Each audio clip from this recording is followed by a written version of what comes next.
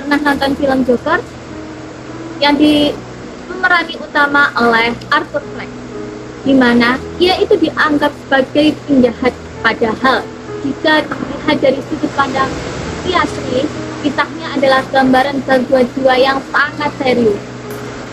Perkenalkan, nama saya Azla Izamiyah dengan NIM 033. Di awal film tersebut menjelaskan bahwa Arthur Fleck telah menunjukkan kesulitan dalam mengontrol emosinya serta gangguan dalam membangun dan mempertahankan hubungan sosial yang sehat, yang ditandai dengan penolakan sosial yang berulang. Hal ini terlihat pada adegan ketika ia bekerja sebagai badut dan menjadi korban kekerasan oleh sekelompok remaja setelah papan iklannya dirampas. Alih-alih mendapatkan pertolongan, Arthur justru dibiarkan terluka seorang diri. Peristiwa tersebut mencerminkan adanya gangguan fungsi sosial, di mana Arthur tidak hanya mengalami kesulitan dalam berinteraksi secara adaptif, tetapi juga ia mengalami pengabaian sosial yang memperburuk kondisi psikologisnya. Arthur juga hidup dengan tekanan psikologis yang menetap. Ia merawat ibunya yang sedang sakit, bergantung secara emosional, dan bercita-cita menjadi komedian meski terus mengalami kegagalan. Ia menjalani pengobatan psikiatri dan terapi, namun layanan kesehatan mental tersebut dihentikan akibat pemotongan anggaran karena keterpurukan ekonomi yang dialami oleh Arthur. Seiring waktu, kondisinya semakin memburuk. Arthur mulai mengalami gangguan penilaian realitas.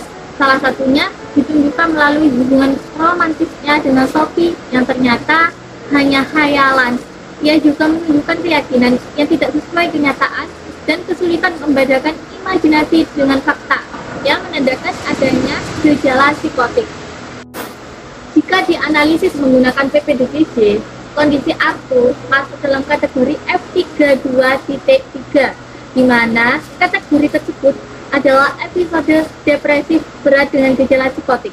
Hal ini terlihat dari suasana perasaan depresif yang berat, terganggunya fungsi sosial dan pekerjaan, serta munculnya waham dan distorsi realitas yang terjadi bersamaan dengan episode depresi.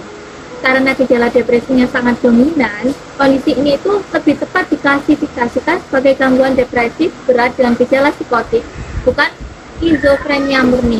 Dilihat dari pendekatan biopsikososial, kondisi Arthur dipengaruhi oleh banyak faktor. Secara biologis, terdapat kemungkinan cedera otak akibat kekerasan masa kecil yang terungkap di arsip Aham. Secara psikologis, Arthur mengalami trauma, harga diri rendah, dan kesulitan untuk meregulasi emosinya. Secara sosial, ia hidup dalam kemiskinan, isolasi, stigma, serta minim dukungan kesehatan mental.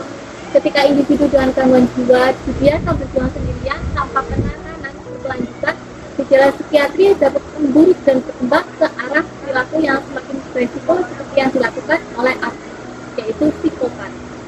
Kasus Arthur menunjukkan bahwa gangguan jiwa dapat semakin berat ketika seseorang itu dibiarkan berjuang sendirian tanpa dukungan sosial dan penanganan kesehatan mental yang berkelanjutan. Gejala psikiatri tidak hanya menetap, tetapi juga ia bisa berkembang ke arah perilaku yang semakin beresiko dan merugikan tentunya, baik bagi dirinya sendiri maupun orang di sekelilingnya.